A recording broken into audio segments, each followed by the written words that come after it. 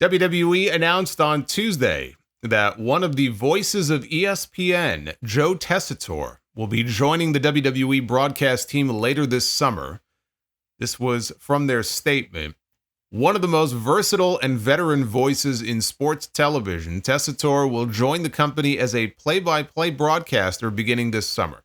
In his role, Tessitore will work alongside analysts Wade Barrett and Corey Graves. Michael Cole and Pat McAfee will remain teamed up. With nearly 3 decades of broadcasting experience, Tessitore is widely considered one of the industry's foremost play callers. He will remain in his role at ESPN and ABC, where since 2002 he has been a key fixture on the network's coverage of college football. He's called ESPN and ABC Saturday night primetime games, the college football playoff, and more. Tessitore is well known as ESPN's blow-by-blow commentator, having called memorable World Championship fights of Tyson Fury, Deontay Wilder, Terrence Crawford, among others. Additionally, he has led ESPN's Monday Night Football and has called the NFL Pro Bowl and Wild Card playoff games on ABC. He has found success in entertainment as well, teaming with Rob Riggle and Stephen Curry on the comedy competition Holy Moly. Note the fact that they said he would be working with Corey Graves and Wade Barrett. They did not say that he was going to be the play-by-play voice on SmackDown, or that they would be calling SmackDown together. It is possible they flip the announce teams heading into the Netflix era, and maybe they want the 3-man booth on the 3-hour show. They said Michael Cole and Pat McAfee are going to stick together. They used to call SmackDown. And so would not at all surprise me to see them back on SmackDown, and you take these 3 and put them on Raw. 3-man booth on the 3-hour show. I mean, that's what I expect Raw to be. I don't think Netflix is spending $5 billion for a 3-hour block of programming just to shave it down to 2. While I would love that, I find that a little hard to believe. I liked the job that Corey Graves did on play-by-play. I thought he adapted to the role very well.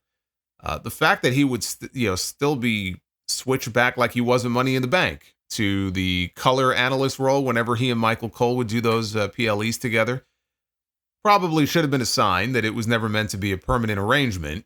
I'm not a big college football guy, but what I have heard of Tessitore, he is very good. He's got that great announcer voice.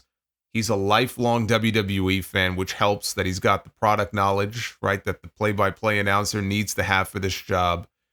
He's led ESPN's WrestleMania coverage each of the past 3 years. He was Nick Khan's first media client during Khan's days as an agent. So this is yet another example of Nick Khan reaching out, reaching into his Rolodex and reaching out to one of his friends in the sports world to bring them in as an announcer. Just because he's great at what he does in the sports world does not necessarily mean it's going to translate well to WWE.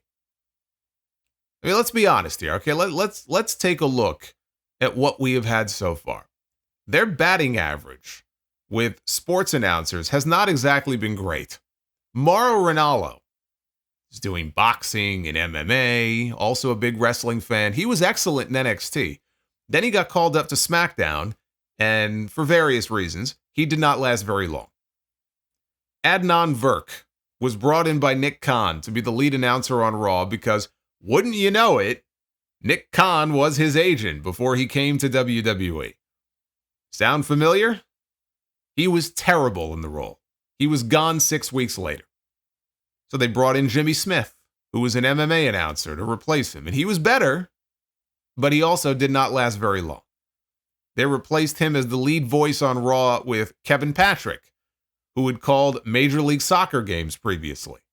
And that's what he's doing again now. He was never a good fit for the role. He lasted less than a year before being moved to SmackDown, and then he was let go. I hope things work out this time. But as you can see, it's been a revolving door. Until we hear him in the role, it's impossible to know if this is going to last or not. Because usually, like with Adnan Virk and Kevin Patrick, and I even said at the time, we got to give this guy time, right? I remember that first night with Kevin Patrick, and I'm like, all right, it's one night, right? Like, let's see where things are, 4 weeks from now, 6 weeks from now.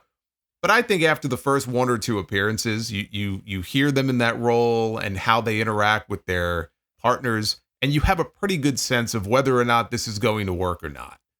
So let's wait and see how he sounds in the role, because otherwise it's just impossible to know if this is going to last. We're going to have a pretty good sense after his first couple of shows whether or not this is going to be a long-term thing.